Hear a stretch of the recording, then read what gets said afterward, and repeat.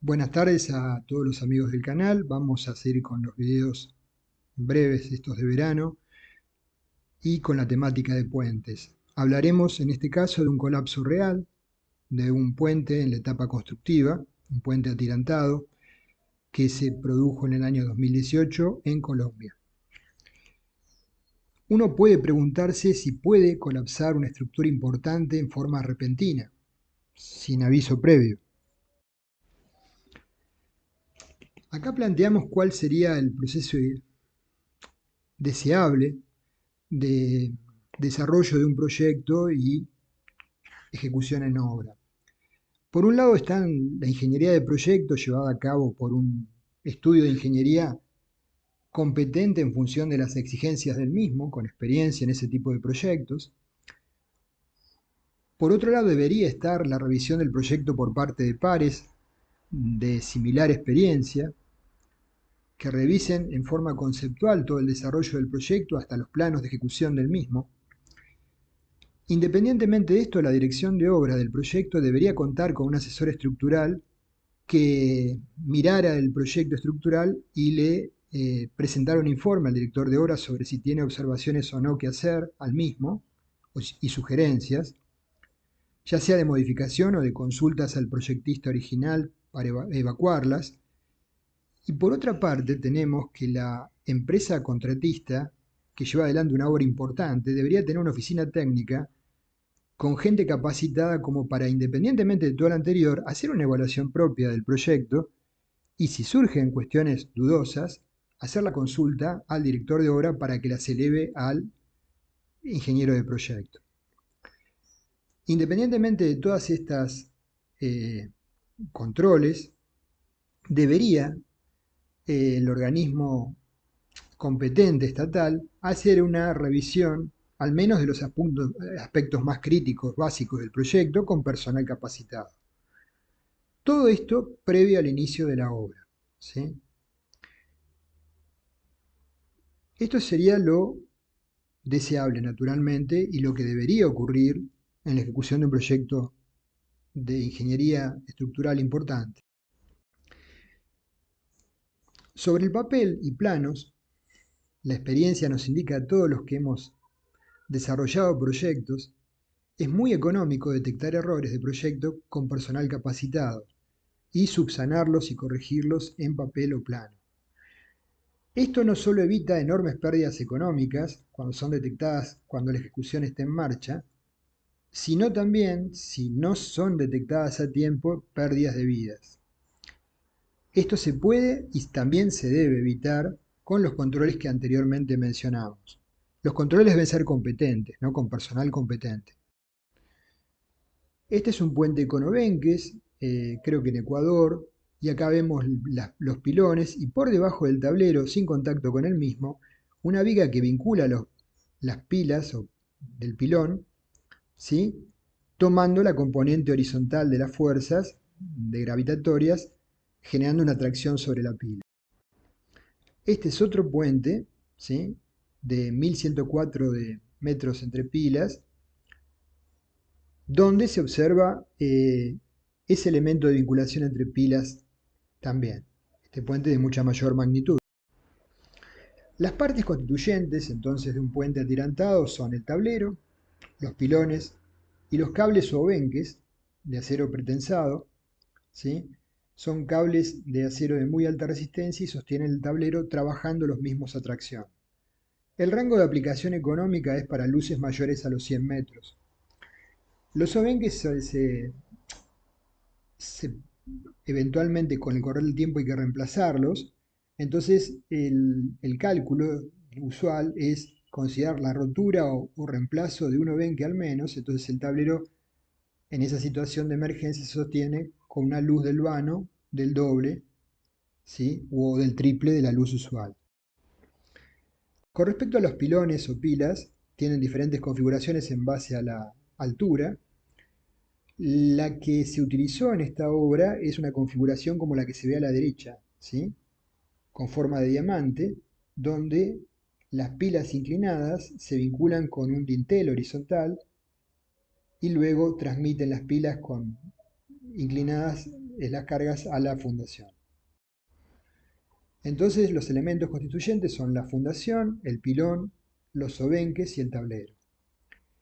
Abajo, ¿cómo sería una carga que está transitando por el puente? La carga en amarillo sería un vehículo.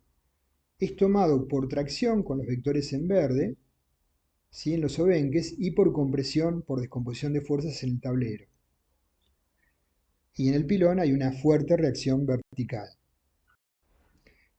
Acá podemos ver las compresiones que se van sumando, ¿sí?, sobre el tablero, desde el centro hacia el eje de la pila, por efecto de las componentes horizontales de los obenques traccionados sobre el mismo. Estas son compresiones sobre el tablero.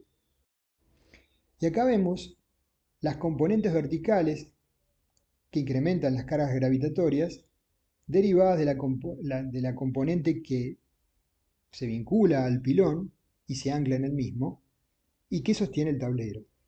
Como podemos ver, se van incrementando en la medida que se van sumando obenques, más el peso propio del pilón, ¿sí?, generando un importante esfuerzo de compresión sobre el elemento pilón. Acá vemos variantes modernas para grandes luces. El esquema más usual es el del centro, donde las pilas se abren y hay una viga de Intel por debajo del tablero que las vincula. Entonces estamos observando que el pilón recibe cargas axiales importantes, relevantes, y según su configuración, para ser estable, estas cargas tienen que seguir un camino correcto hasta las fundaciones, como hemos mencionado en todas las estructuras que hemos tratado. Este concepto es fundamental, es básico. Si la transmisión de fuerzas encuentra un eslabón débil, este camino puede no llegar a producirse, puede no ser factible que se produzca. La falla de un elemento del pilón es la falla del puente en un segmento importante o bien en la totalidad del puente. El puente de Chirajara, en Colombia, en la etapa constructiva, es el que vamos a tratar. Colapsó en el año 2018, donde fallecieron 9 operarios y hubo una cantidad importante de heridos. Y fíjense que las pilas están vinculadas con no una viga, sino una losa, ¿sí?, a nivel de ese nudo, zona crítica. Y por debajo con un tabique que vincula las pilas, macizado, ¿sí? Entonces, en lugar de la viga de mayor sección se coloca una losa y en lugar de dejar abiertas las pilas se coloca un tabique macizado. Ahora bien, la componente horizontal que genera fuertes tracciones está en el punto del nudo de vinculación de las pilas quebradas, ¿sí? Entonces esa resultante está aplicada en ese punto. La zona del tablero, del tabique que vincula ambas pilas de hormigón por debajo, va a estar naturalmente poco solicitada por ese efecto, ¿sí? Está alejada de la zona de aplicación máxima de las tracciones. Bueno, esta es la secuencia de falla de las pilas según videos y fotos que se tomaron por personal que estaba en otra margen, ¿sí?, cuando colapsa en segundos a partir de la falla en ese sector, en la margen la pila B. Entonces, estos son los componentes: pilón superior, brazo superior, contrapesos, tablero, losa cabezal. Fíjense que no hay una viga cabezal, sino es una losa cabezal, primer problema. Y luego un tabique de vinculación. El proyectista le asignó una importancia en tomar cargas de tracción al tabique, sobreestimó la posibilidad del tabique de tomar esas cargas de tracción y subestimó las cargas de tracción sobre la losa cabezal.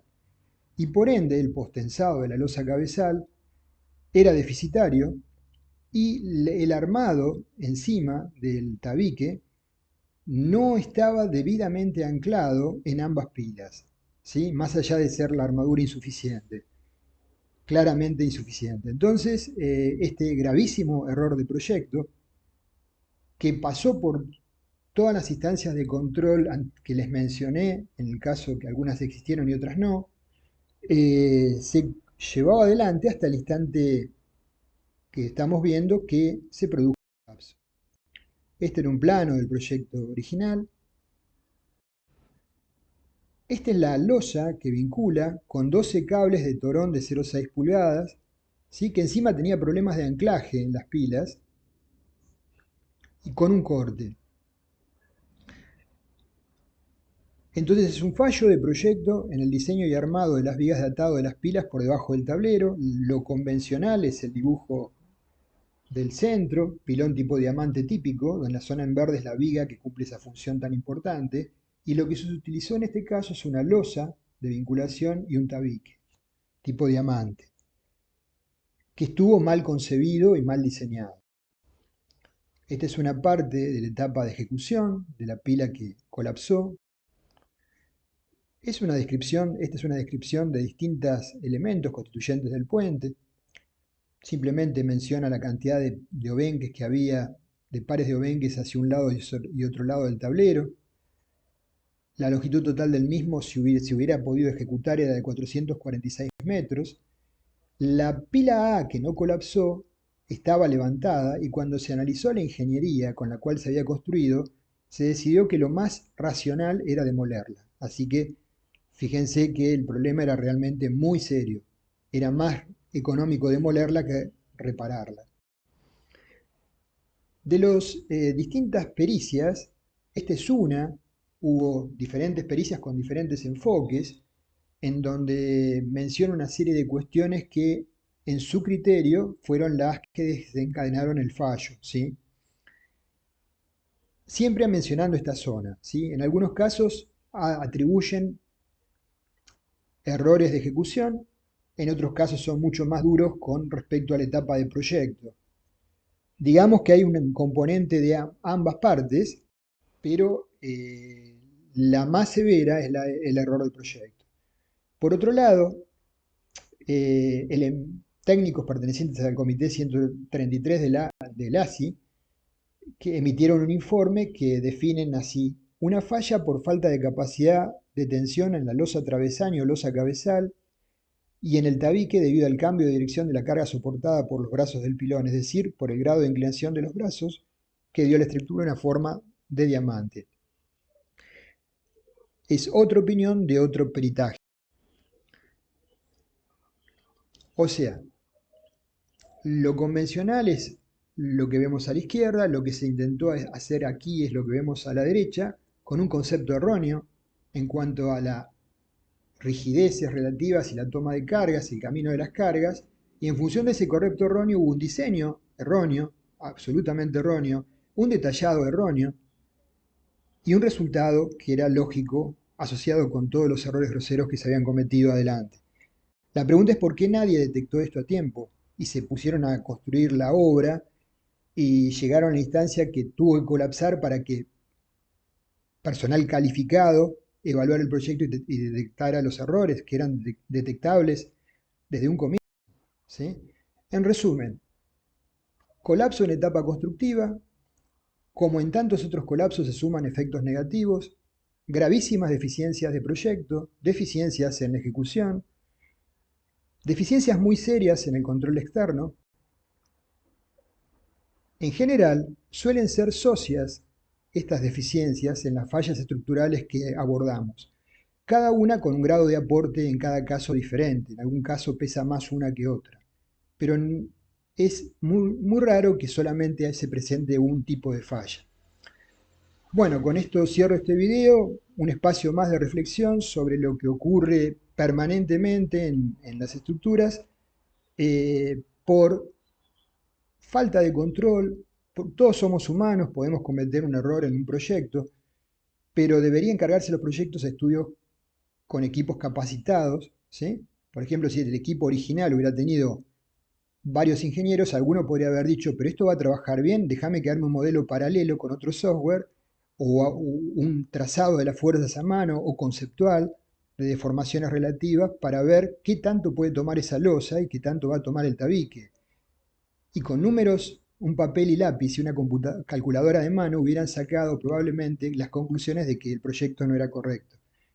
Entonces, son evitables estas cosas siempre y cuando asumamos con la responsabilidad que corresponde todas las partes que intervienen en la estructura, desde la etapa de proyecto, la dirección de obra, la construcción de la obra y los organismos del Estado. Gracias.